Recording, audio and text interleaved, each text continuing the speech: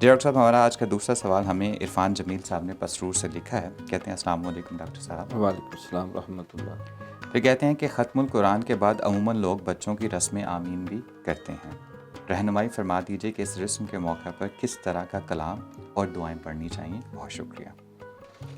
سب سے پہلے تو ان کے لیے مبارک ہے. اتفاق سے پہلا سوال بھی قرآن سے متعلق اور دوسرا بھی جو ہے، اور میں سمجھتا ہوں کہ اس سے بڑی کوئی سعادت نہیں کہ اللہ تعالیٰ نے اس کے قلب کو، اس کے سینے کو قرآن پاک کی حفاظت کے لیے جو ہے وہ منتخب کیا. یختص برحمتہ من یشاء، بلکہ حدیث میں آتا ہے کہ اللہ تعالیٰ حافظ قرآن کو یہ اعزاز دیں گے جو حافظ قرآن بھی ہے، عامل قرآن بھی ہے، اور قرآن کی تفہیم بھی رکھتا ہے، اس پہ عمل کی بھی کوشش کرتا ہے.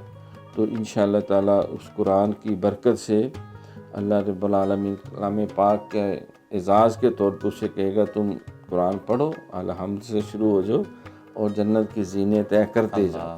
جب تمہاری وناس ہوگی تو جتنی جگہ تم کور کرو گے، پھر جہاں تک تمہاری نگاہ جائے گی وہ ساری جنت تمہیں الاٹ کر دی جائے گی. اس کے ماں باپ کے سر پہ بھی جو ہے وہ ایک تاج سونے کا ایسا رکھا جائے گا جس کی روشنی سورج اور چاند سے بھی زیادہ ہوگی.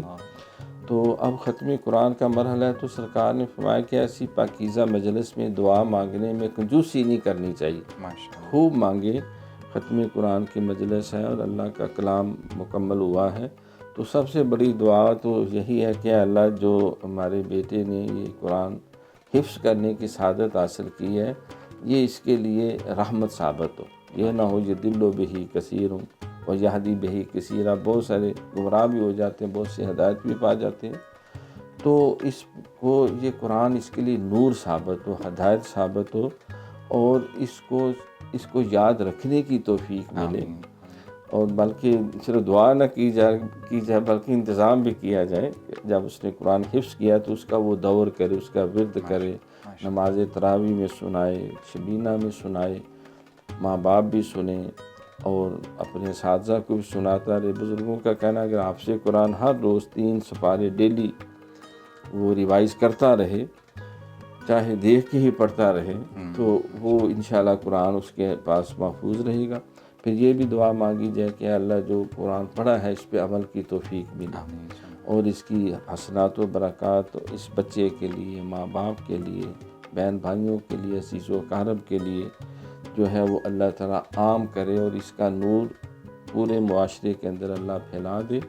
اور اس قرآن کی برکت سے جتنے لوگ وہاں دعا مانگ رہے ہیں، آمین کہہ رہے ہیں، ان کی بھی دعائیں مستجاب ہوں، بیماروں کو شفا ملے، مقروضوں کو قرضے سے رہائی ملے، اور بے روزگاروں کو حلال روزگار ملے، اور جو صاحب روزگار ان کے رزق میں برکت ہو، بے اولادوں کو اولاد ملے، جو صاحب اولاد ہیں ان کی اولاد نیک و فرما بردار ہو، ملک پاکستان کی خیر ہو، عالم اسلام کی خیر ہو، اللہ کی ساری مخلوق جو ہے وہ رشد و ہدایت سے ہمکنار ہو جائے. تو جو بھی دعا یاد آئے کہ مشکل امت مرحوم کی آساں کر دے، مورے بے مایا کو ہم دوش سلیماں کر دے، الہی تڑپنے پھڑکنے کی توفیق دے، دل مرتضیٰ سوز صدیق دے، دلوں کو مرکز مہر و وفا کر، حریم کبریا سے آشنا کر، جنہیں نانے جویں بخشی ہے تو نے انہیں بازو حیدر بھی عطا. حضرت اقبال کی یعنی پسندیدہ دعائیں ہیں.